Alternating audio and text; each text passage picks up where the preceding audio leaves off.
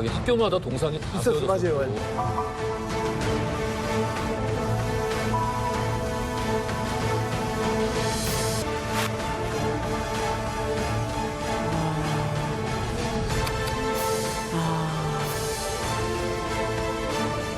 공산당은 거짓말쟁이에요. 나는 공산당이 싫어요.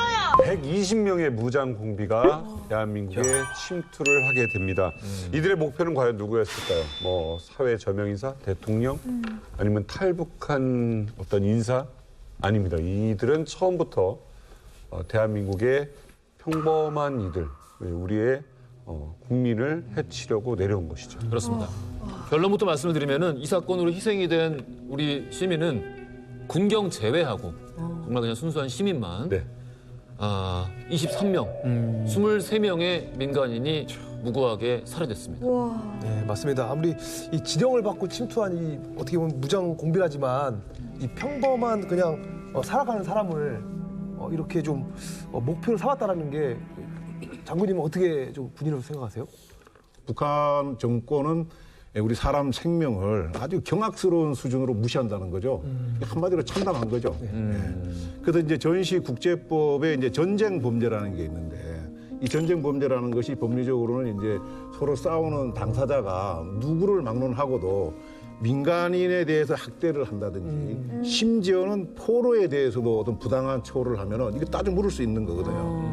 하물며 이제 1968년이면 우리나라는 지금 종전된 게 아니고 휴전 상태인데 이때 이제 민간인을 아까 우리 영상에서 봤던 것처럼 이렇게 살해하고 한 것은 이제 반인도적인 전쟁 범죄에 해당된다고 볼 수 있습니다. 아니 저는 이 사건을 보면서 무려 120명이 쳐들어와서 민간인 23명을 죽이잖아요. 만약에 저게 68년이라 우리가 뭐 공비다 해서 저렇게 잊혀졌지만 지금 시대의 북한이 만약에 120명을 내려보내서 민간인 23명을 죽이면 선전포고는 이건 선전포고예요. 이건 선전포고고 들고 나가야 돼. 이거는 전쟁 시작이에요. 그렇지, 들고 나가야 돼. 장군님 그렇지 않습니까? 그렇죠. 예.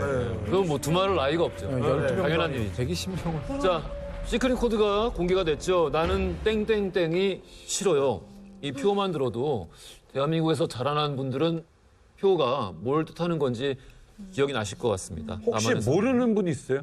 아니, 모르시네, 저. 자, 그러면 북조선이 싫어요. 나는 저도 북한이 싫어요. 이렇게 나올 것 같아요. 북한 나는 공산당이 싫어요. 나는 저도 북조선이 싫어요. 나는 공산당이 싫어요. 나는 공산당이 싫어요. 정답이 있죠. 사실 이거 너무 유명한 얘기 아닙니까? 바로 나는 공산당이 싫어요.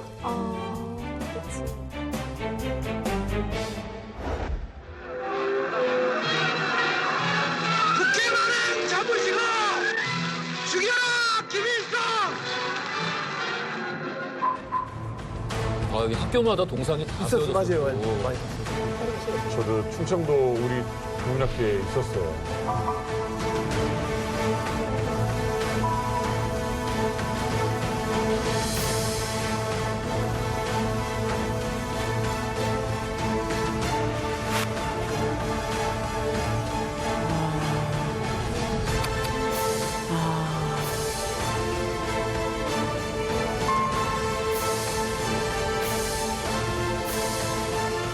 공산당은 거짓말쟁이에요. 나는 공산당이 싫어요.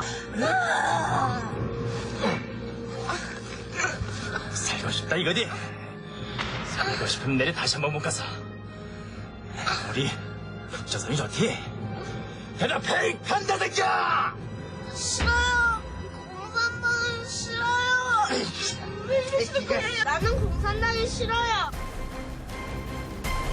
저 때부터일 겁니다. 그때 제가 6살이잖아요.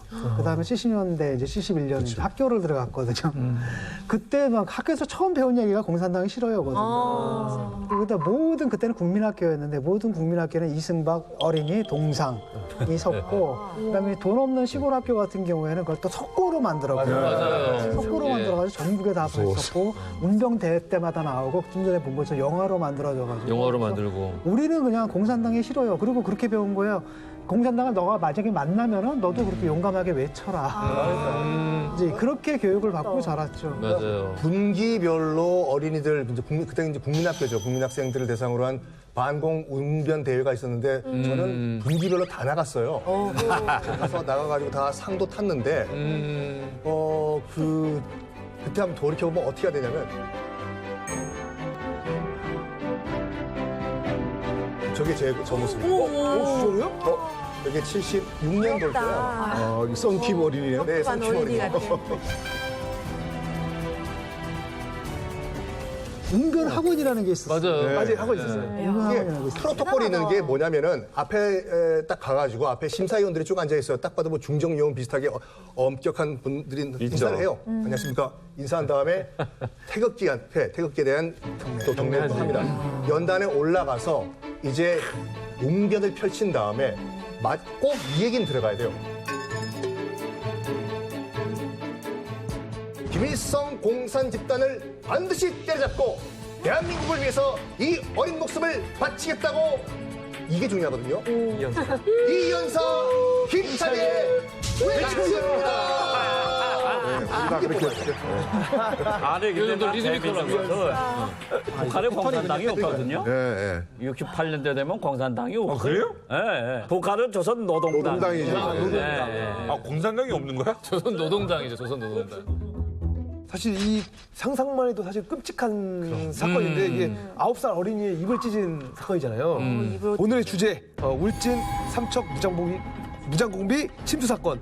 이승복 어린이가 이 사건 때 희생된 게 아닐까. 자, 시크릿 코드 사건의 연관성만 가지고 정해진 건 아니고요. 사실 이 문제가 중요한 거는요. 대한민국 현대사를 통틀어서 이 이승복 어린이 그리고 공산당이 싫어요라는 표가 여러 번 등장하고 여러 번 논란의 그 중심에 서고 심지어 대법 판결까지 나오고 이런 여러 가지 사회적 소요의 중심에 있던 시절이 있었는데 그렇게 개인에만 집중되다 보니까 실제 그 사건에서 억울하게 희생된 사람들에 대한 사건 자체에 대한 조명은 너무나 소홀하게 됐다는 거예요. 그냥 어떤 했어 안 했어 그러니까 그 말이 실제 있었어 없었어만 남았지 이 억울한 사람들의 죽음에 대해서 너무 소홀하게 다뤄졌습니다. 오늘 한번 그 얘기를 해보겠습니다. 자, 참 억울한 분들 많으실 겁니다. 이게 처음부터 한번 짚어보면 울진 삼척의 그 지역이 달라요. 그 중간 어디쯤으로 120명이 침투를 합니다. 그때 이제 제가 10살인데 제가 아마 군인이 될 꿈을 그때 처음 갖지 않았겠는가. 제 고향이 이제 강원도 정선인데. 그때 제가 이제 그 임계라는 초등학교를 다니고 있었어요. 어느 날 갑자기 우리 그 학교 건너편 냇가에 군인 아저씨들이 잔뜩 와갖고 이제 텐트를 치고 이제 있었는데 나중에 보니까 이제 무장공비 잡으러 온 거예요. 무장공비라고 하면 사실은 몰래 내려오려면 한두 명이면 몰래라고 알겠는데 120명이 이렇게 몰래 내려오기가 쉽지 않지 않나? 15명이 한 조였어요. 달랐구나. 그리고 움직일 때 2개 조씩 움직였습니다. 그러니까 30명씩. 30명씩. 10월 30일, 11월 1일, 12월 2일. 3일에 걸쳐서 2개, 4개 조씩 몰래 침투를 했어요. 그러니까 첫날 10월 30일에는 30명. 그럼 11월 1일에도 30명. 마지막 11월 2일에는 4개 조인 60명이 침투를 한 거고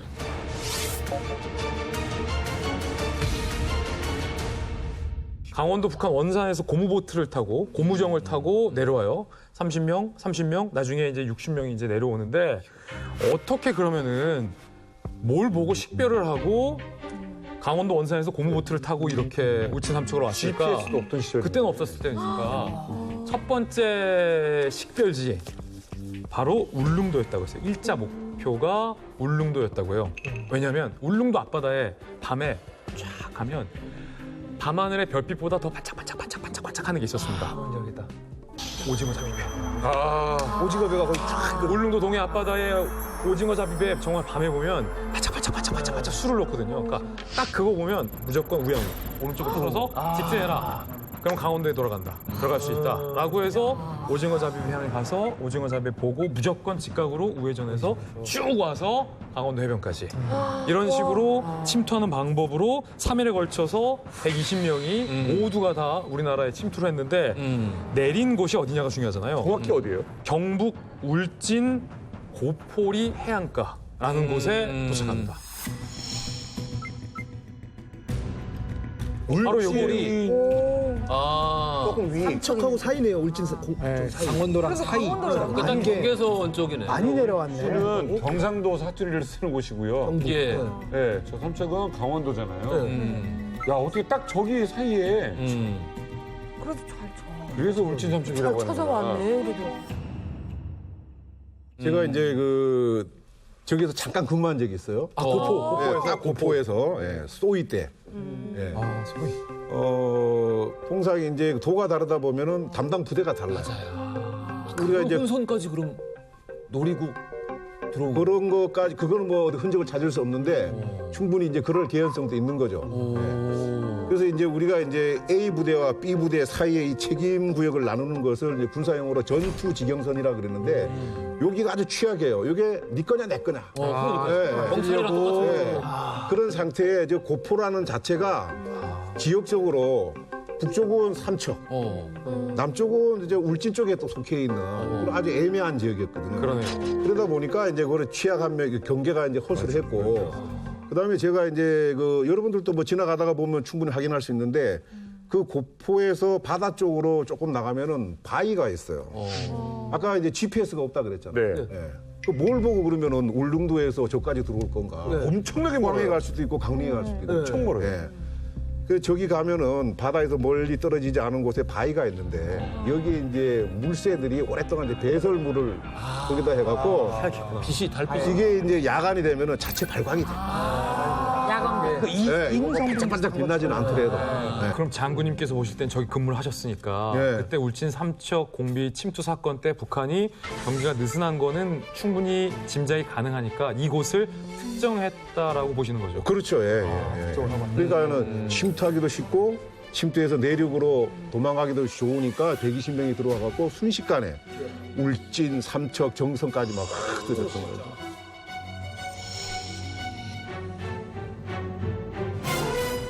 저거 제가 보충 설명을 좀 드리면 저 지역이 6.25 때 1950년도 이제 미군이 공격에 올라가고 할 때 인민군이 제2전선이라고 있었어요. 따라 안 올라가고 저기서 6.25 때 게릴라 전을 했거든요. 전 휴전하는 그 순간에도 있었어요. 그러니까 그때 그 인민군 그때는 뭐 민족보위성 뭐 이렇게 얘기했는데 저 지역에서 6.25 때 활동이 상당히 북한은 그 경력과 지형 이걸 알고 있어요. 정보가 많겠구나. 그렇죠. 그러니까 이제 저희 군관학교에서 그 6.25 때 그걸 배워줄 때게 그 태백산 6.25 때라고 해요. 북한에서. 그 최연. 지금 최영의 아버지가 저기 최고 사령관을 했거든요. 그러니 전투 경험이 많은 사람들이 6.25 끝나고 한 15년 뒤니까 그렇죠. 이제 간부가 돼 있을 테고 예. 찍어주겠다. 그렇죠. 그분들이 다시 이제 여기 진출한 거죠. 이때 침투했던 그 120명의 무장공비는 북한에서 인간 무기라고 불릴 정도의 이제 특수부대인데 아마 여러분들이 잘 아시는 그 김신조, 네. 그 유명했던 그 남파간첩 김신조도 124 특수부대 소속이에요. 북한에서 사실 124 특수부대라고 하면 아시는 분들은 다 아시는 부대예요.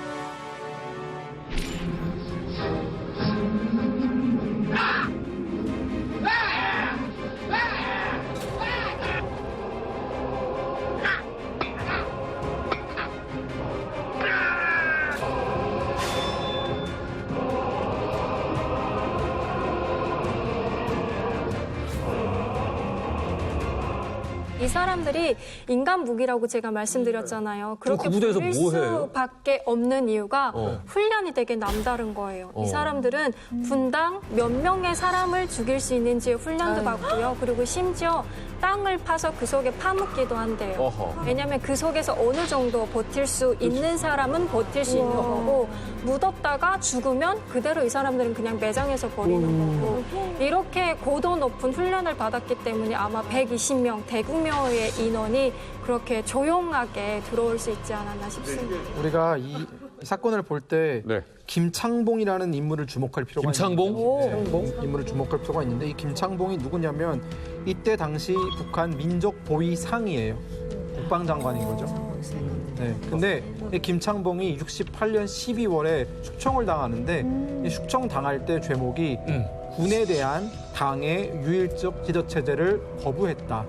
그러니까 군을 통제하는 게 당이어야 하는데 왜 네 맘대로 통제했냐라는 죄목으로 숙청을 당해요. 근데 김창봉이 누구냐면은 김일성 바로 옆에서 싸웠던 거의 정말 친동생 같은 엄청 아꼈던 항일연명 투사에 그리고 군 총참모장까지 했던 전통적인 군 출신인데 이 사람이 이제 민족보위상을 하고 나서 만든 게 바로 이 2.14 부대예요. 아니 어떻게 보면 이제 한반도 최정의 그 특수 부대원들만 그렇잖아요. 어떻게 보면 인간 병기인데 이런 인간 병기를 민간인을 타겟으로 이게 간다라는 게 좀 말이 안 되는 것 같은데. 상식적으로 이해가 안 되죠. 북한의 엘리트 부대라고 해서 기껏 만들어놓고 민간인을 살해한다? 맞아, 민간인 왜 그러니까 이게 이 부대를 파견한 이 목적이라든가 아니면 이제 수행해야 되는 임무 자체가 상당히 시대착오적이었다라는 게 이때 드러나는 겁니다.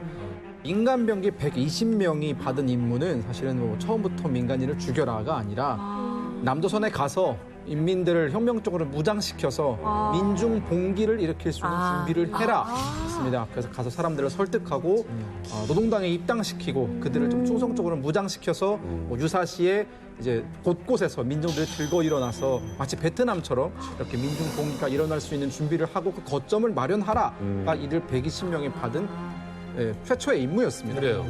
병기를 뭐로 보고? 근데 이게 그 당시만 하더라도 이제 김일성이 약간 라이벌 의식을 느꼈던 사람이 누구냐면 베트남의 호치민이었어요. 호치민. 호치민. 그러니까 이 울진 삼척 무장공비 사건이 터지기 이 시점 베트남전은 지금 클라이막스를 치고 있던 상태였거든요. 그렇죠. 근데 뭐 왜 그 라이벌 의식을 느끼냐면 서로 미 제국주의와 싸워봤고 그 지금 싸우고 있고 자기도 이겼다고 생각을 했지 않습니까? 김일성 같은 경우에는. 딱 보니까 지금 그 베트남전 상황을 보니까 아시다시피 베트남전은 북베트남군과 정규군과 남베트남군끼리 싸운 것이 아니라 남베트남에 있는 남베트남 민족해방전선 우리가 소위 말해서 베트콩이라는 자생 게릴라들과 남베트남군과 미군이 싸우는 거였거든요. 그걸 딱 그 김일성이 보니까 저거 가만히 있어도 남베트남에서 자생 게릴라 조직이 생기네. 나의 라이벌인 호찌민도 하는데 why not me? 나는 왜 못할까?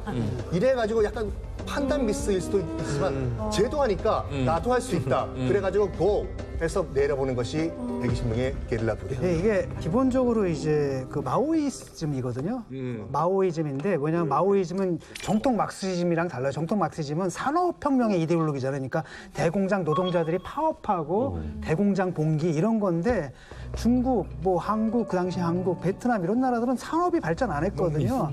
그래서 기본적으로 농촌이에요. 농촌을 장악해서 농촌으로 도시를 포위한다 이런 전략이고요. 두 번째 원칙이 뭐냐면 그러려면 민중의 지지를 받아야 되잖아요. 그래서 군사적인 것에 대한 정치적인 것의 우위. 그러니까 베트남도 군사적으로 미국이 앞섰지만 정치적인 것에서 지지를 못 얻어가 지어버린 거라는 거죠. 그러니까 이게 두 개가 원칙이고 그다음에 중국은 마오쩌둥 그걸 잘했어.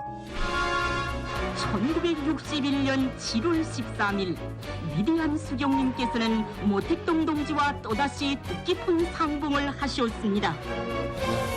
아니 사실 뭐 벤치마킹이라고 해야 되나요 이런 것을. 근데 사실 이런 걸 하려면은 약간 신임을 얻어야 되는데 오히려 사람을 더 죽였다고 하는 사람 왜 죽일까? 이들은요 주민들에게 접근해서 이것을 만들어 주겠다고 합니다. 이게 뭐야? 과연 이것은 무엇일까요? 이것으로 인해서 무고한 마을 주민 중에 첫 희생자가 발생합니다. 10월 30일에 처음에 이계조가 고포리를 통해서 침투합니다. 그리고 다음날, 다다음 날까지 120명이 모두가 다 침투를 하죠. 처음에 이제 도착한 이 무장 공비대이 어디로 향했냐면 울진의 화전민 마을에 있습니다. 화전민 마을 이름이 고수동이라는 곳이 있었어요. 그 고수동이 화전민 마을이고 형편도 좋지 않고 마을 규모도 크지 않았습니다. 그렇겠지. 한 7가구 정도 됐고 20명이 채 안 됐어요. 마을이 19명이 전부였어요. 3일간을 그 고수마을 주변에서 이 간첩들이 공비들이 3일을 관찰하기 시작합니다. 그냥 그리고 3일을? 이윽고 딱 공비들이 신사복 깔끔한 신사복을 입고 얼굴도 단정하게 하고 마을에 나타납니다. 누가 보더라도 공비로 안 보여요. 마치 관청 공무원, 관청 공무원으로 보일 법한 행세와 말투였어요. 세련된 말투로 집집마다 가가고 방문해서 문을 두드립니다.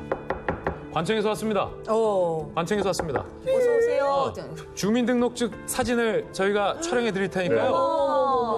지금 이 동네에서 제일 큰 집 어디예요? 오씨 아저씨. 오씨 아저씨네 앞마당으로 다 모이세요. 자, 지금 오씨 아저씨네 마을로 다 모이세요. 앞마당으로. 심지어 오씨 아저씨네 며느리는 밥까지 차려줍니다. 아이고야. 진짜인 줄 알았어. 이 순진했던 화전민 마을에 이 고수동 사람들은 조금 이상한 건 있었지만 왜 시골 민심이 넉넉하잖아요. 이런 걸 갖고 속이겠어? 의심하더라도 에이 또 물건 팔러 왔나? 이 정도였겠죠. 그래서 별다른 의심 없이 오씨 아저씨는 앞마당에 다 모인 거예요. 아이고야. 주민등록증 만들어 드릴 테니까 자, 성함 말씀해 주세요. 성함, 네, 누구, 나이, 누구, 다 진짜. 하는 일 자제분 어떻게 되나요? 하고 신상 정보를 일일이 다 빼곡하게 파악한 거예요. 일일이 다 19명의 신상 정보를 다 받아 적고 나더니 말끔한 신사복 차림에 공무원인 줄만 알았던 사람 뒤에서 총을 든 무장공비들이 숨어있던 무장공비 나타나서 총을 들이대고 마을 주민들을 포위합니다. 어머머머. 야, 말도 안 돼. 야, 이 신상 정보도 받고 이게 막 야, 시기도 그런 것이 약간 좀 50년 좀 앞서간 약간 보이스피싱 같이. 아니, 왜냐하면 그때는 총을 들이대긴 했지만 분명한 건 그때는 죽일 의도는 없었어요. 그러니까 그때만 하더라도 앞서서 여러분이 말씀하셨던 우리가 인간적으로 잘 대해주고 이 조선민주주의인민공화국의 체제의 우월성을 전파하기만 하면 이 고수동, 순진한 시골 마을 사람들이 다 우리 따라 나서게 돼 있어. 총은 만일을 위한 거지 총은 쓸 일이 없어라고 신사답게 이들이 처음에 이 사람들이 접근을 했던 또는 그 정도의 생각이면 우리는 강력하다, 우리는 힘이 있는 강력한 사람이다를 보여주기 위한 거일 수 있다는 거죠. 그러니까 약간 분위기가 꼼짝만 움직이면 쏜다 분위기가 아니라 정말로 느낌이 아니고 방문 판매 혹은 보이스피싱 느낌이 오히려 더 가까웠던 거죠. 그것을 바로 인민군에서는 해방구라 그래요. 해방구. 이 남조선 강원도에 그 해방구. 사회주의 국가에서 다 그 쓰는 지역 말이에요. 사람도 우리가 다 이제 그걸 해방구라고 그러는 마오쩌둥도 썼고. 우리가 쓰는 말? 자기들이 장악한 거죠, 이렇게. 그러니까 그거를 지금 그 게릴라들은 그거를 자기네 지역으로 이제는 주민 구성을 하고 이제 필요에 따라 가지고 이러저러한 행정 구역도 만들고 행정 책임자도 만들고 하기 위해서 그런 행동을 한 거예요. 그걸 해방구라고 우리가 쓰는 말이잖아. 프랑스 혁명 때부터 썼어요. 근데 신상 정보라는 왜 물어본 거예요? 왜냐하면 이 사람들한테 나중에 최종 요구를 합니다. 노동당 입당 지원서를 받아내. 그러려면 이 사람들의 신상 정보를 정확히 알고 있어야 되고, 그래서 나중에 썬킨 교수님, 네. 꽤 많은 사람들이 강제로 쓰지 않았어요? 이게 그래서 결국엔 자기들의 그 신원을 밝혀요. 북에서 내려온 유격대다 솔직히. 그러면서 이거 좀 갖고 오라오. 그래서 빨간 종이, 파란 종이를 준비해요. 입당 원서를. 매트릭스네요. 매트릭스죠. 빨간 휴지, 파란 휴지. 그래서 남자들한테는 파란색 입당 지원서, 여자들한테는 빨간색 입당 지원서를 준 다음에 강제로는 사인을 안 하게 해요. 그렇지. 그래서 뭘 하냐면 그 증언에 따르면은 거의 반나절 동안 강의를 했다고 해요. 다 모이시라고 주민들. 사실 사업했지. 국제 정세가 뭐 어떻고 지금 그 한반도의 정세가 뭐 어떻고 박정희 정권이 뭐 어떻고 막 강의를 했다고 해요. 꾹꾹꾹 졸고. 그러면서 뭐라고 얘기했냐면 지금 여러분들 이 노동당 입당 지원서에 사인을 하시라고. 왜냐면 얼마 후에 우리 인민해방군이 내려올 것이다. 그때 만약에 사인을 안 한 반동들은 바로 직결 처분이 될 것이고 사인을 한 입당을 한 이 노동당원들은 다 우리가 그만큼 대우를 해줄 것이다. 강제는 안 할 것이지만 사인을 해라. 우리와 함께 할 것인가 아니면 그때 개 죽음을 당할 것인가. 20년 전에 있었던 얘기들 아니에요. 그렇죠. 거의 반강제죠. 그래서 입당 지원서에 사인을 받습니다.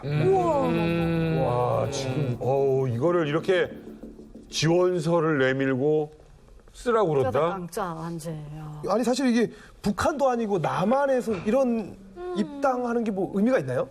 이제 무장공비 입장에서는 입당 청원서는 어떻게 보면 남조선에서 침투해서 가장 빠르게 이렇게 얻었던 이 결과물이었던 거죠. 정확한 증거물이잖아요. 근데 이게 그 짧은 시간에 남조선을 빨간물 들이기는 힘드니까 그렇죠. 이게 이제 북조선식으로 이제 먼저 서류상으로 작업을 했던 거죠. 지금 어떤 북한 노동당원 수준의 충성심과 뭐 그게 있어 입당을 하라는 게 아니라 너한테는 이게 족쇄가 될 거야. 협박용이구나. 협박용입니다. 철저히.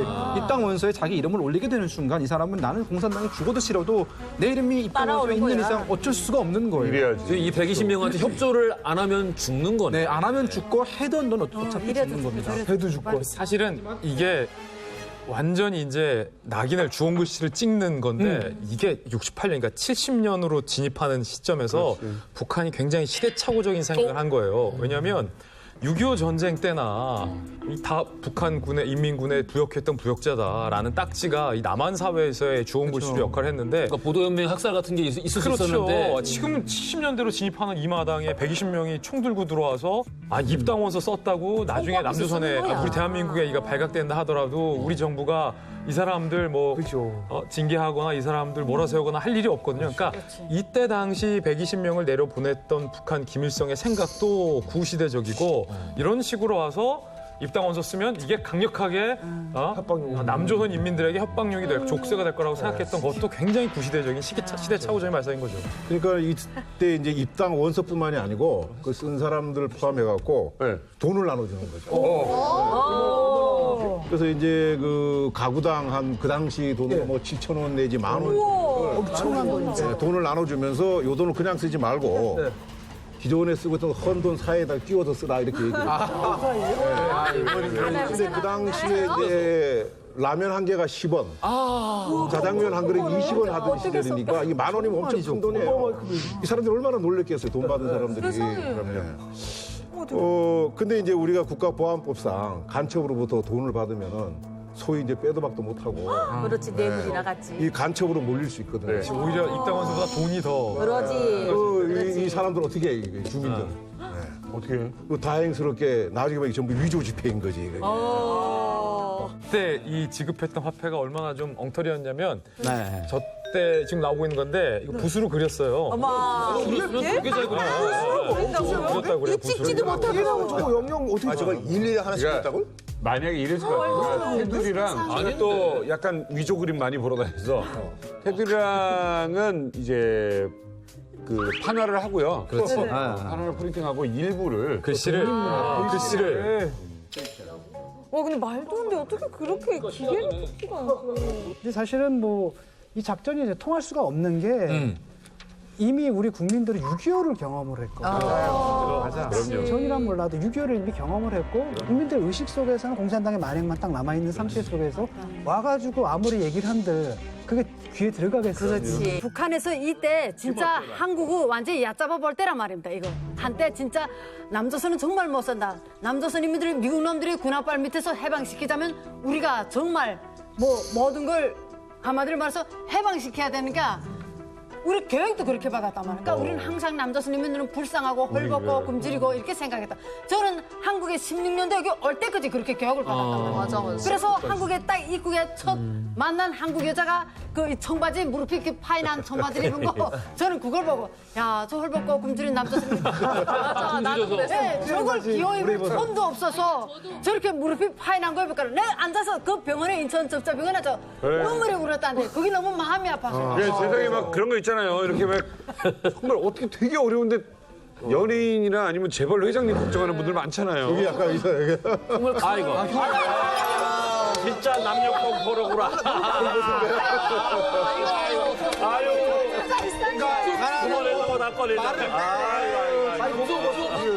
머리 전에 미군의 군합발에 가면서 머리도 못 꺼냈습니다. 머리가 못 자르가. 오늘 밥을 먹어본 게 시계는 좀 비싸. 교과서에도 항상 남자 선생님들 옷은 튀어나온 게 없습니다. 이렇게 다 깊고 파인한 거. 항상 학생들은 깡통 메고 있는 거. 이렇게 처음에는 이렇게 이 공산주의 전도사 표정을 하다가 갑자기 인간 병기로 변신을 하게 됩니다. 그래요. 드디어 이제 민간인을 상대로 총구를 겨누게 된 거죠. 맞습니다. 그래가지고 어떤 결정을 하게 되냐면 딱 보니까 지금 신고할 것 같아요. 분위기가. 그래서 자기들끼리 눈빛으로 결정을 봐요. 한 명 시범 케이스로 죽이자. 이런 식으로. 그러니까 그 당시 이제 그 마을 내에서 이제 9명의 젊은이들이 있었는데 남자들을 따라오라고 시킵니다. 저기 산골짜기로 이제 올라가가지고. 그러니까 그 중에 한 명 시범 케이스를 골라야 되는데 누굴 고를까 하다가 32살의 전병두라는 한 청년이 있었어요. 지금 사진 나오고 있는데 원래 여기 사람이 아니에요. 타지에서 리아카 행상을 하던 사람이었는데 부인이 이 동네 사람이거든요. 근데 부인 그 집안 벌초 때문에 잠깐 여기 들어온 상태예요. 쭉 가다가 누구를 시범 케이스로 잡을까 하다가 아무나 죽일 수는 없지 않습니까? 그렇죠. 그래서 물어봤답니다. 이 전병두 씨한테. 혹시 자네는 군대 갔다 왔나? 그랬더니 이 전병두 씨가 해병대 제대했습니다. 해병대 갔다 왔다고 얘기한 거예요. 그거를 신호로 공비가 뭐라 그랬냐면 반동이다. 우리를 신고할 사람이다. 처단하라. 라고 해서 나머지 마을 청년들한테 얘기했는데 8명이지 않습니까? 처단을 할 수가 있겠어요? 부들부들 떨고 있죠. 그때 공비들이 대검을 뽑아가지고 전병두 씨 가슴에 칼을 꽂습니다. 타깃을 정한 거네. 그 타깃을 정한 거죠. 타깃을 정한 거예요. 사람이 바로 안 죽지 않습니까? 쓰러진 전병두 씨 얼굴에 변절자는 돌로 찍어 죽여야 된다. 그러면서 돌로 얼굴을 찍어 죽였다고 하는데 당시 생존자들의 증언에 따르면은 자기들 못 보잖아요, 이걸요. 고개를 돌린 상태에서 돌로 신체가 으깨지는 소리만 들렸다. 이런 증언을 했다고 하죠. 그러니까 이렇게까지 잔인하게 그 사체를 훼손을 하는 거, 또 훼손을 하면서 사람을 죽이는 것은 이 주변에 공포를 주려는 효과를 신고하지 염두를 마라. 하고 신고를 하지 마라. 신고를 하거나 신고를 하려는 비슷한 행동을 하면은 너희도 이렇게 된다라는 거를 보여주려는 거죠. 공개 처형이지. 지금도 똑같은 공포 정치잖아요. 사실은 이 전병두 씨를 죽이는 이 순간부터 이 120명이 최초의 부여받고 온 임무를 상실해버린 거예요. 사실은 왜냐하면 지하당을 만들어서 포섭하는 거였잖아요. 그게 이 120명이 내려온 최대 목적이었잖아요. 지상 최대 목적이었는데 전병두 씨 첫 희생자를 죽이는 이 순간부터 맞아요. 120명이 내려온 임무와 이들의 목적이 완전히 180도 바뀌는 순간이에요. 그러니까 이런 식으로 사람을 죽일 거면은 120명이 올 필요가 없어요. 12명 오면 돼요. 그렇죠. 그래서 하여튼 궁극적으로 이제 이 사람들이 이제 그 상기식으로 유경 훈련 한다고 데리고 갈 때부터 아까 말씀하신 것처럼 누군가를 이제 죽이겠다는 계획을 갖고 간 거고 왜 그랬겠느냐? 들어와서 고수동에만 계속 있을 수 없으니까 활동을 하려면 다른 데로 이제 옮겨가야 되는데 가려고 보니까는 이제 뒤가 좀 땡기는 거죠. 누군가가 신고할 것 같고 그러니까 이제 이게 누가 되겠냐 했던 시범 케이스로 이제 우리 참 고 전병두 씨를 저렇게 해서 이제 살해를 계획적으로 했다고 봐요. 그러니까 이 순간부터는 무슨 뭐 게릴라 부대니 혹은 뭐 이제 군인이니 전쟁이니 이런 느낌이라기보다는 그럼요. 그냥 어떤 그 왜 컬트, 그러니까 종교 컬트 조직들의 그런가요? 그 마지막 말로를 볼 때 그런 받는 느낌이 있지 않습니까? 신비주의적이고 굉장히 뭐 종말론에 가까운 그렇게 그냥 스스로 무너져 내리는 모습들 그런 모습에 가까워 보여요. 50년 전 이게 되게 반세기 전이에요. 53년 전이죠. 53년 전이나 지금이나 북한은 공포로 정치를 하고 있고요. 자, 울진과 삼척에서 같은 시각 서울 남산으로 시점을 옮겨보겠습니다. 자, 그곳에는요, 이 국정원의 전신, 안기부의 전신, 중정이라는 곳이 있었습니다. 중앙정보부. 120명의 무장군비가 왔는데 그대로 있지는 않았겠죠. 남북 역사상 가장 최대 규모고 유례 없는 120명의 무장 공비가 들어올 때 우리나라 최고 정보의 집합체인 중정에서는 알았을까요? 몰랐을까요? 와 너무 어렵다. 알았겠죠. 투표해보자. 투표. 그냥 진짜 일단 알았다. 언제 바로? 신고를 했잖아요. 아니, 알았는지 몰라도 뭔가 낌새는 차렸다. 나는 이틀 뒤에 알았다. 일단 그때 알았다. 그 즉시 알았냐? 즉시 몰랐냐? 알았다. 그 즉시 알았냐? 몰랐을 것 같아. 아니야, 새빨갛게 모르고 있었을 것이다. 손 들어보세요.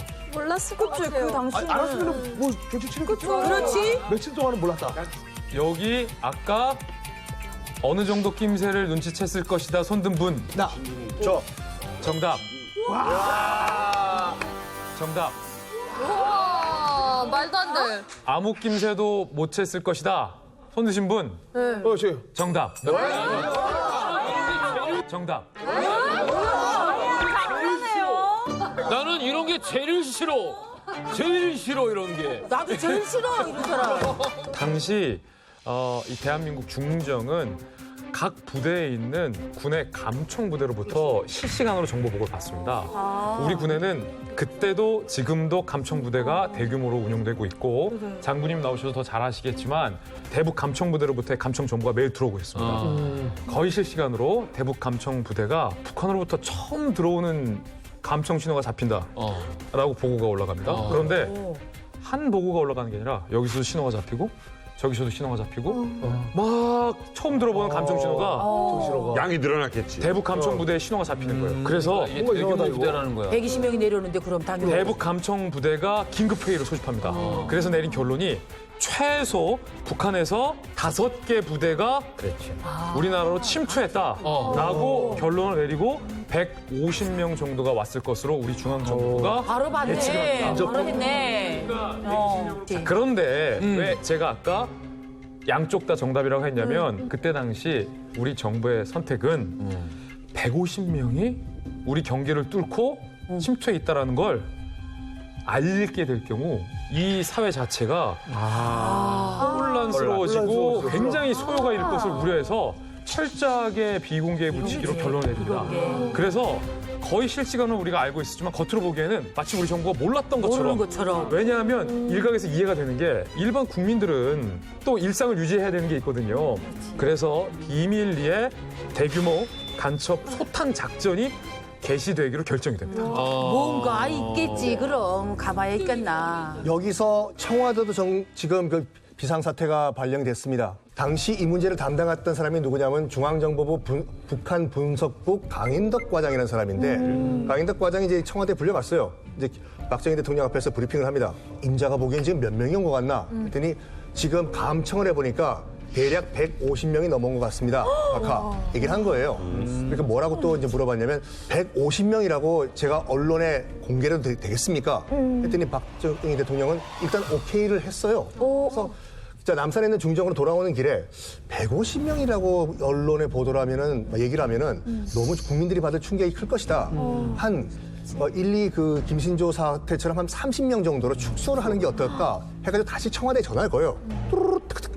이제 이후락 비서실장이 이제 전화를 받거든요. 150명은 너무 많은 것 같습니다. 한 30명 정도로 축소해가지고 언론에 공개하는 게 어떻겠습니까? 그랬더니 오케이. 각하께서 30명 정도로 보도를 해라. 라고 이렇게 얘기를 했다고 해요, 설이.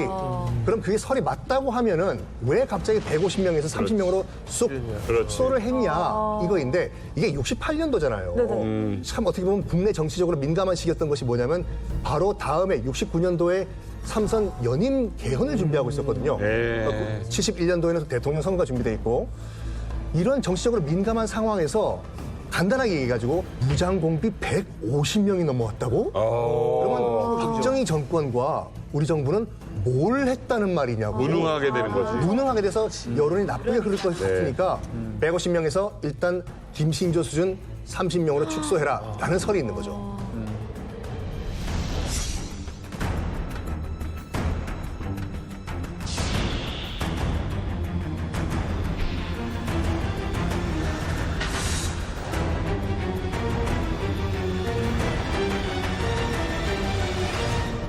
자, 최종의 요원으로만 선발된 120명의 무장공비. 우리 정부 역시 소탕 작전을 본격적으로 전개를 하게 됩니다. 고선희 장군님, 당시 우리 군 어떻게 대처를 했나요? 그러게 궁금하다. 군도 군이지만 우리 정부 차원에서 소위 이제 을종 사태라는 걸 선포를 했어요. 을종 사태라는 것은 통합 방위 사태라는 거에 포함이 된 건데 경종 사태, 을종 사태, 갑종 사태가 있어요. 그 병종은 예를 들어서 울진에만 소규모의 무장 공비가 들어왔다. 그러면 요거는 이제 뭐 연대장이 작전을 하든지 이렇게 하면 되는데 이게 보니까는 울진 삼척 막 나타난 거예요. 예. 금방 안 끝날 것 같다. 그러면은 이제 광범위한 지역이 을종 사태가 선포되는 거예요. 을종이 되면은 이거는 지역 군사령관이 경찰까지 다 통제해서 작전을 하는 거예요. 그렇게 되고 이제 갑종이라는 것은 병종, 을종, 갑종. 예, 전국적으로 무장 공비가 나타나갖고 질서가 혼란해지고 그러면은 대통령이 이제 발령을 해갖고 전국적으로 작전하는 건데 여태까지 그런 일은 없었어요. 네, 우리가 통상 을종까지. 그러니까 북한처럼 단순화되어 있지 않군요. 북한은 그냥 비상동원 번개 하고 실제 전투 폭풍 두 가지를 쓰거든요. 각 단위별로. 그러니까 번개하면은 이게 훈련이로구나. 비상훈련, 동원훈련이로구나. 폭풍하면 이거 단위 최고사령부가 폭풍하면 이건 전쟁인 거고. 군단이 폭풍하면 자기 지역에서 전투인 거고. 저 전에 때 농장 일할 때 폭풍이라는 거 한 번 있었는데 그때는 한 게 미국 놈들이 팀스피릿 훈련한다고 해서 80년대에 막 난리치며 할 때 제가 이렇게 소를 후치리 했는데 이렇게 막 하는데 그 소 잔등에다도 다 구멍 망치고 나무를 꽂고 저도 머리에다 다 나무를 꽂고 이렇게 해서 일한 적이 있었어요. 소가 몰려오면 전지 상태. 네. 소인데까지 폭풍 내린단 말이야. 폭풍해가지고. 시청자분들 제가 또 높아시면 말씀드리지만 우리 송주 어머니가 미국 놈들이라고 말씀해 주시면은 미국 사람들을 욕을 하는 게 아니고요. 아닙니다. 북한에서 들었던 미국 제국주의자들을 네, 줄여서 얘기한 것이 그 비속어가 아닙니다. 아니, 새로운 사실을 알았네요. 예. 코에도 위장. 다 하야지. 트랙터 다 위장해야지.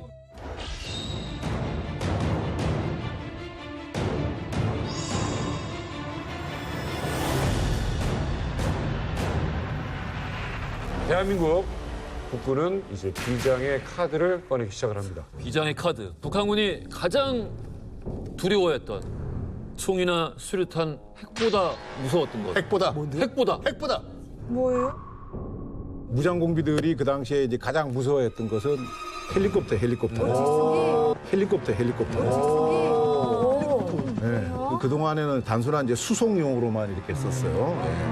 그러던 그 UH-1이라 그러는 헬기를 이제 이 무장공비 작전에 이제 투입을 하게 되고 공수부대하고 일부 유격대가 이제 그 헬기를 타고 올라가서 이제 작전을 해갖고 상당히 효과를 봤죠.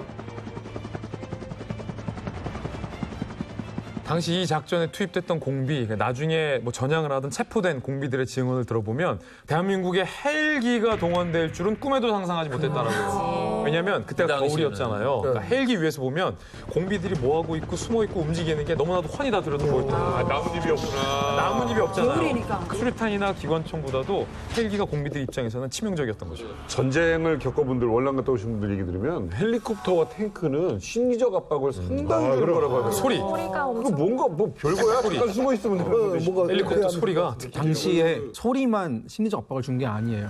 우리 군이 얼마나 화가 났었는지를 보여주는 장면이 있어요. 이 북한 무장 공비들이 민간인 학살을 하는 걸 보면서 우리 군도 화가 많이 났을 거 아니에요. 헬리콥터에 아까 말씀하신 소총만 난 게 아니라 전투 중에 죽은 무장 공비의 시체를 매달아가지고 다니는 거예요. 아이고야. 얘기다.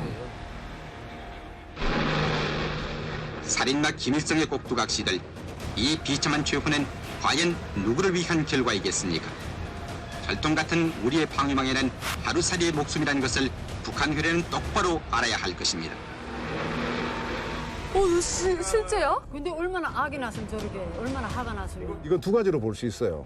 이제 산 정상에서 아마 무장 공비를 사살한 것 같은데 시체를 옮겨야 될 거 아니에요. 시체 옮기자는 그 어차피 이제 매달아서 옮겨야 되는데 옮기면서 저것이 사실 산에 또 흩어져 숨어 있는 무장 공비들한테는 심리적 압박감을 충분히 줄 수 있는 두 가지 거죠. 효과를 노린다고. 쫓고 쫓기는 120명의 대규모 무장 공비와 국군.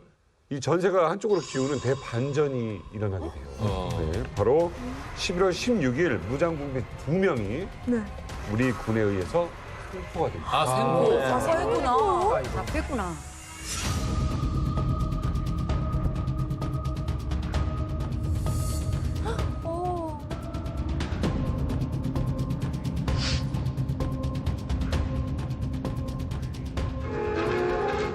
생포된 공비 정동춘 고등원에 대한 기자회견입니다. 아무것도 모르게 사상 배워온 이런 것들이 한순간에 이루어진 이런 것을 정말 심장 깊이 가슴 깊이 생각하고 이 김일성을 반대하고 그놈들을 죽이는 데까지 나의 이 청춘을 깡그리 바치기 위해서 끝까지 싸워왔다는 걸 이걸 말씀드리게 됩니다. 앞으로는 내가 만약 이런 전 국민이 생겨가지고 그렇게 한다면 한국이 이런 번영과 이런 통일에서 또 우리 자유를 이런 더욱 이런 지키기 위해서 이런 더욱 결정하겠다는 걸 말했습니다.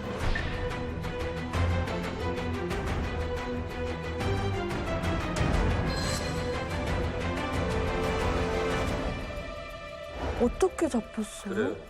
영상 속 왼쪽에 있는 정동춘 중위. 이 사람 누가 체포했는지 아세요? 누가요? 누구? 너무나 자랑스러운. 네? 하지만 늘 너무나 피곤한. 설마. 아 그거? 하지만 너무나 피로하고 그분들? 내년 제발 안 불렀으면 좋겠는데. 아, 예비군? 제발 안 불렀으면 좋겠는데. 아, 예비군. 너무나 자랑스러운 대한민국의 예비 역들이었습니다. 오, 대단하다. 강원도 삼척에 있는 한 민가에 들어갑니다. 근데 거기 이제 안악과 이제 자녀들이 있었는데 이 안악은 이 공비 토벌 작전에 참가한 우리 군인 줄 알고 추운데 고생하십니다. 이런 말 하니까 안 들어와요. 일단 정동춘 중위는. 그러면서 뭐 하냐면 방마다 다 문을 열어봐요. 근데 애들만 있잖아요 지금요. 네. 안심을 하고 이제 더벅더벅 들어와요. 들어와가지고 설마 나 신고하려고 하는 거 아니죠? 우리 그냥 얘기 좀 합시다. 공비인 건 안 거죠 이제 식구들은. 어떡하지 하다가 그 딸이 이제 물을 기르러 나갔어요. 그럼 보통 이제 뭐 전이가 이 충만한 게릴라 같은 경우에는 뭐 사살을 했다든지 그러니까 뭔가 아까 했겠죠. 그러잖아요. 이 말 한마디만 했다고 해요. 설마 지금 신고하러 가는 거 아니지? 가라고 말하는 거 아니야? 신고해 달라는 거네. 그러니까 그 말을 듣고 약간 자신감이 생겼는지 그 집주인 아나께서 뭐라고 했냐면 잠깐만 기다리시라고 내가 밖에 빨래를 넣은 게 있는데 빨래 넣은 것만 내가 참 개 가지고 들어오겠다 이런 말을 하고 나가요. 지금 릴레이 신고 릴레이 신고 10m 앞에 있는 반장집에 가서 신고를 이거지. 군부대까지 가는 게 아니라 옆집에 가서 옆에 누구 있으니까 빨리 하냐. 전화가 없으니까 반장집에 가서 신고를 해요. 반장은 또 그 메시지를 받고 릴레이. 또 옆에 있는 이장집에 가. 개주 개주하는 거예요. 개주 신고. 이장집에 가서 신고를 해요. 아, 저기 지금 공비가 왔다. 그래서 그리고 이장집에서 삼척에 있는 향토 예비군 부대에 전화를 해요. 공비가 지금 이가에 숨어 있으니까 와서 토벌을 하라. 그래서 7명이 출동을 하는데 기록에 따르면 그 향토 예비군들이 저녁 식사를 먹고 있었던 상황이었다고 해요. 수저를 내팽개치고 토벌을 하려고. 어떻게 멋있다. 그다음에 공비 잡고 와서 남은 식사를 먹어요. 인간을 불렀어요. 진짜요?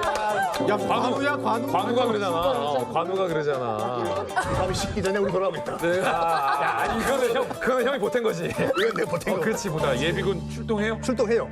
이제 그 민가를 둘러싸여 포위를 해요. 그러니까 그런 다음에 너는 포위됐다. 빨리 나와라. 목숨만은 살려주겠다. 무기를 다 던지고 투항하라. 순순히 투항을 합니다. 기다렸다는 듯이. 대박이다.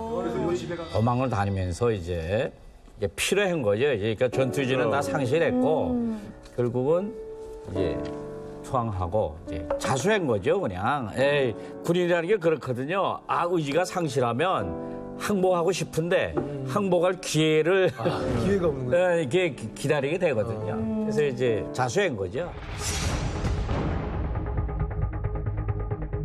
그래서 이때 이제 그 투항한 2명을 이제 활짝 웃는 모습을 찍어갖고 이제 소위 그 삐라 전단지를 만들어서 이제 확 뿌리는 거죠.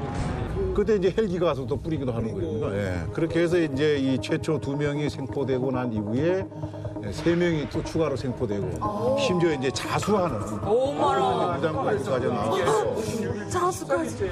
기갑회견을 통해 북한 괴뢰 간첩이 침투해올 때 가장 무서운 것은 이 땅의 향토 예비군이라고 지적하면서 그럼 무섭지. 그 촉감을 이런 느끼게 되었습니다. 그 예비군도 다 이런 기본 계급이고 이렇기 때문에 그저 말만 하면 다 잘 들을 수 있다.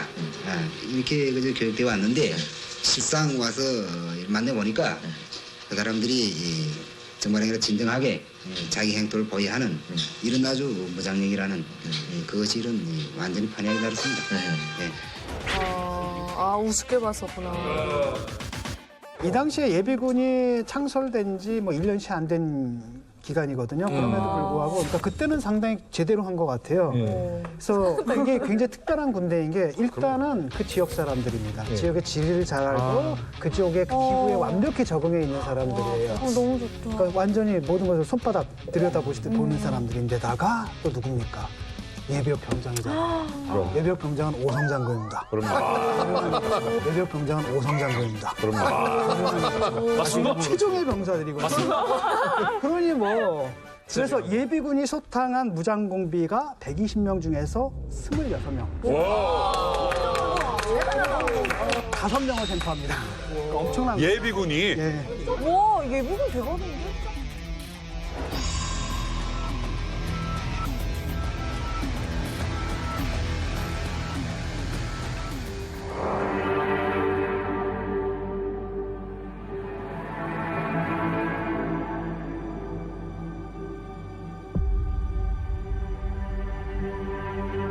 사람들이 처음 내려온 목적이 지하당 조직해서 이제 이민들 포섭하고 남조선에 이민혁명당 만들어서 뭐 이런 임무였잖아요. 민간인들을 학살하기 시작한 다음부터는 이들은 민간인들을 설득하러 온 사람이 아니라 그냥 민간인들을 학살하러 도살자에 불과합니다. 120명의 도살자.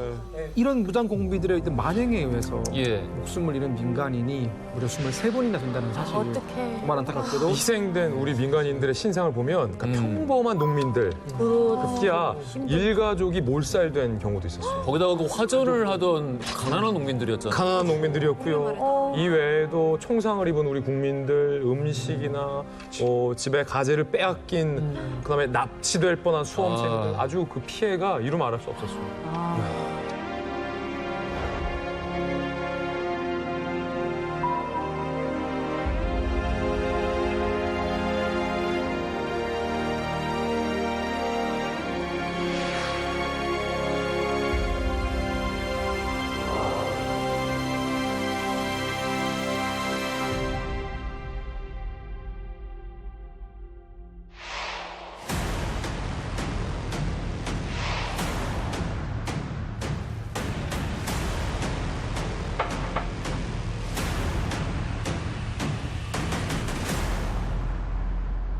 자, 지난 2021년 3월 북한이 내 가족을 전부 살해했다면서 김정은을 고소한 우리 시민 역시 이 무장 공비들에게 가족을 잃었습니다. 네. 씨의 그 아버지는 당시 그 지역의 예비군 소대장이었어요. 그날도 이제 무장 공비를 소탕하기 위한 작전에 나갔는데 작전이 끝나고 집으로 돌아왔습니다. 근데 집에 있어야 될 가족이 보이지 않는 거죠. 아이고. 좀 불안해진 거죠. 그래서 문을 벌컥 열고 이제 가족을 찾아서 돌아다닌 거죠. 근데 정말 집과 불과 15m 정도 떨어진 한 구덩이에 가족의 시신이 처참하게 이제 던져져 있었던 거죠. 근데 2명의 딸이 있었는데 1명은 6살이고 그리고 그 아래 동생은 3살이었다고 합니다. 근데 더 잔인한 거는요. 이 어린 아이들을 죽인 그 무기가 정말 끔찍한데 머리와 배를 칼로 난도질했던 거죠. 근데 이 그 공비들이 흔적을 숨기기 위해서 핏자국에 돗자리를 깔아놓고 요요히 피하게 된 거죠. 근데 저는 정말 이 자료를 밤에 아기를 옆에 재워놓고 제가 이 글을 읽고 있는데 그때 그 두 딸이 처참하게 죽어져 있는 장면을 목격했을 때 그 아버지의 심정이 어땠을까 감히 상상조차 할 수 없었을 것 같아요. 이 참혹함 여기서 끝나지가 않습니다. 68년도 10월 9일에 9살 어린이 남자아이가 무장공비에게 무참히 살해가 됩니다. 민가에 침투한 무장공비는 9살 소년에게 이렇게 묻습니다. 너 남한이 좋아, 북한이 좋아? 소년은 말했습니다. 우리는 공산당이 싫어요. 이념도 사상이라는 것도 몰랐던 순수한 어린이 한 명의 희생을 지금부터 마주해 보겠습니다. 마음 아파.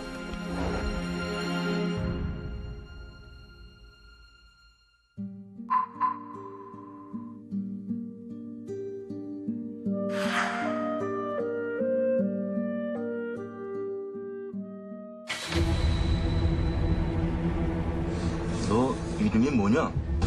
승복입니다. 이승복. 이승복? 제법 똑똑한데. 어린애 붙잡고 뭐 하는 거야? 조선이졌네. 미제 앞잡이 노릇하는 남조선이졌네. 공산당은 거짓말쟁이에요. 나는 공산당이 싫어요. 갓나 새끼. 공산당이 거짓말쟁이라고. 싫어요. 공산당은 싫어요. 우리 아빠.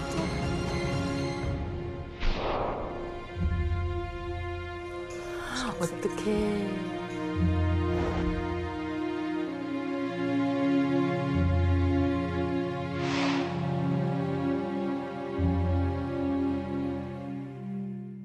이제 이승복 그 가족은 뭐 이제 4남매 오손도손 잘 살고 있었어요. 근데 그 사건 당일날 아버지는 이제 아랫마을에 이제 친구 이삿짐을 날려주는 거 도와주러 내려간 상태였고 집에는 이제 어머니와 이제 4남매만 남겨져 있던 상황이었는데 공비들이 들이닥칩니다. 이제 신발도 안 벗고 이제 군합발로 들어왔다고 하죠. 그런 상태에서 이제 이승복 어린이는 등잔불을 켜놓고 이제 학교 숙제를 하고 있었다고 해요. 저 옆에서. 그래서 공비 중에 한 명이 접근을 합니다. 가가지고 우리가 알고 있는 그 말을 물어요. 북조선이 좋니? 남조선이 좋니? 학교에서 배운 대로 대답을 했겠지요. 나는 북한이 싫다. 난 공산당이 싫다. 이러니까 대검을 가지고 이승복 어린이의 입을 찌른 다음에 죽었다고 하죠. 그런 다음에 나머지 어머니, 어린 두 자녀 다 살해를 합니다. 근데 그 당시에 이제 그 아랫마을에서 이제 친구들 이삿짐 나르는 거 도와줬던 아버지는 뭔가 이상한 기분을 느꼈다고 해요. 집에 뭔가 일이 있다. 그래서 지게를 지고 다시 집으로 가요. 가니까 웬걸 공비들이 있지 않습니까?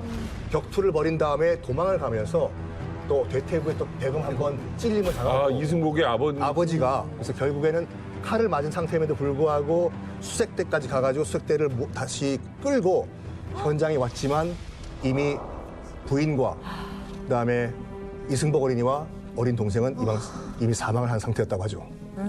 정말 더 안타까웠던 건 이날이 이제 1968년 12월 9일 승복이의 생일이었잖아요. 9살 생일이었는데 하필이면 생일날에 이런 일이 일어난 거니까.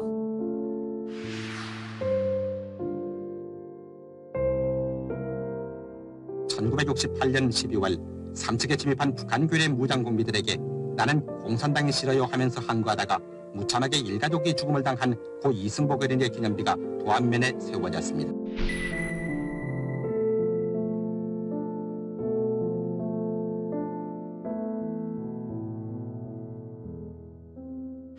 저 어릴 때 그 충남 보령의 대창 국민학교 혹시 그러면 이승복 어린이가 있어요. 근데 언젠가부터 이 동상이 사라져요. 사라졌죠. 사라졌어요. 왜? 왜요? 왜? 이게 이제 1998년 정도 전후로 해가지고 벌어진 일들인데 이승복 어린이에 대한 이야기, 특히 뭐 나는 공산당이 싫어요라는 말이나 이런 게 전부 허위다. 결정적으로 그 사체에는 그런 종류의 훼손이 없었고 그리고 그런 소리를 누군가 제3자가 듣기에 마을에서 좀 더 떨어져 있었고 뭐 이런 종류의 이제 내용들이 적혀 만들어진 있는 거다. 기사가 이제 나왔어요. 이 문제는 결국 최초 이승복에 관련된 보도를 했던 일간지가 이제 해당 언론사와 기자, 편집장을 고소를 하면서 명예훼손으로 고소를 하고 손해배상 청구를 하면서 나중에 대법까지 가요.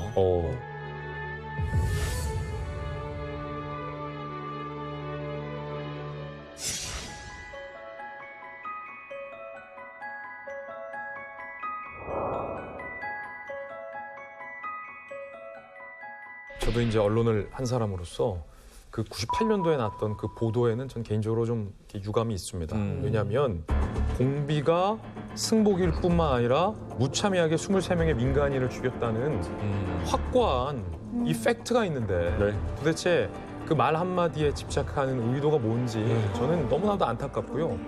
이게 이승복 군하고 희생된 이승복 군의 가족들에게 씻을 수 없는 상처를 준 결과가 돼버려서 너무나도 안타깝고요. 원 죽이는 거야? 장남이 이학관 씨였어요. 그 난리통에 이학관 씨가 기어서 공비들이 딴짓을 하는 틈에 어찌 숨어서 정말로 필사적으로 이웃집으로 도망을 갑니다. 공비 몰래. 그래서 이웃집 아줌마를 만나서 자초지종을 붙잡고 설명을 하는 거예요. 우리 집 다 죽었다. 우리 막내 승복이가 공비한테 잡혀서 공산당이 싫어요라고 말했는데 공비가 우리 승복이 입을 찢어 죽였다.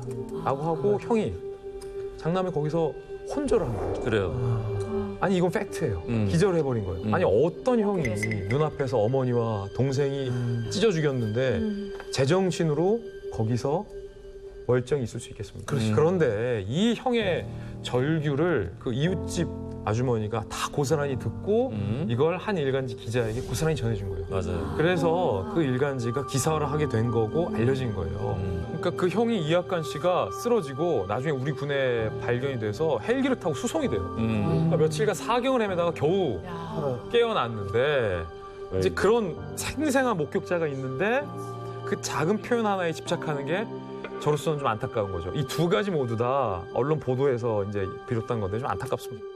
그러니까 이 문제에 대해서는 뭐 굉장히 오래전부터 좀 관심을 좀 가졌는데 내가 좀 이해하지 못했던 것은 그걸 가지고 왜 진실 게임을 하느냐. 문제의 본질은 그게 아니다라는 거거든요.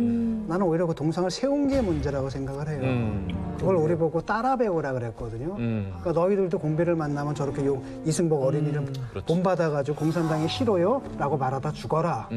이렇게 배운 거란 말이죠. 나는 이게 문제라고 봐요. 맞아요.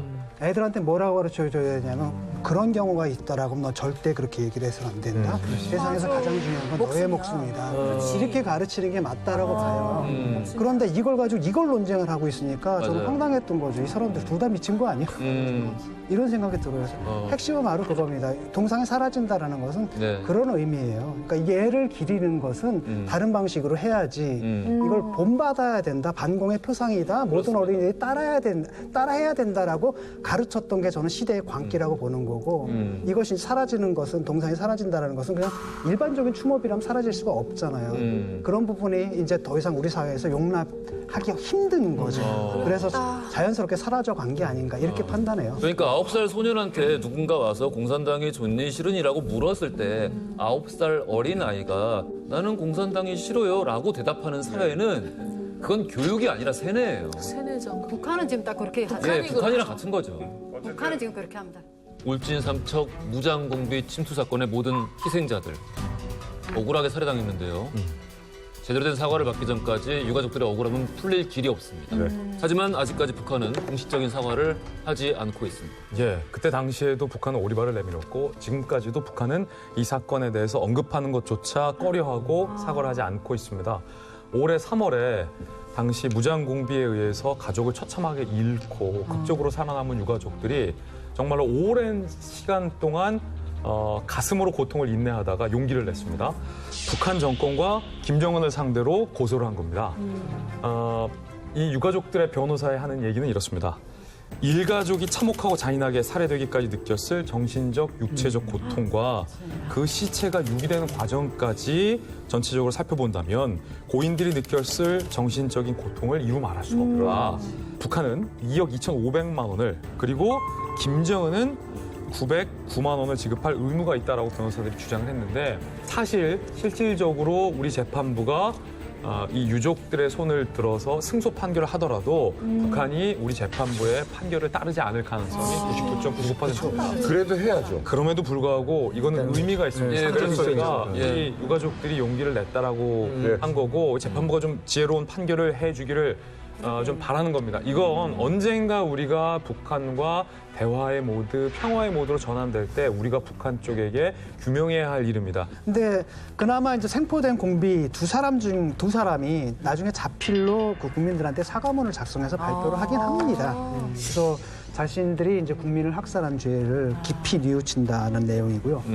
사실 그동안 김일성에게 속았다. 그다음에 서울에 와서 앞으로 김일성 정권 타파에 앞서겠다, 앞장서겠다 이런 내용의 사과문을 표로하죠. 하지만 중요한 것은 이제 이 일을 지시한 그렇죠. 그 북한 당국의 사과가 중요한 거죠. 저는 이게 공산당이 싫어요라는 이거를 예전부터 알고는 있었어요. 한국에 와서 계속 친구들한테서 많이 들었는데 이렇게 무거운 그 베이스가 깔려 있었다라는 걸 몰랐고요. 그리고 좀 저희들의 이 울분을 풀어줄 수 있는 건 대한민국의 정부인 것 같아요. 우리 대한민국의 국민뿐만 아니라 정부에서 북한에 당당하게 사과를 요구했으면 좋겠습니다. 그래요.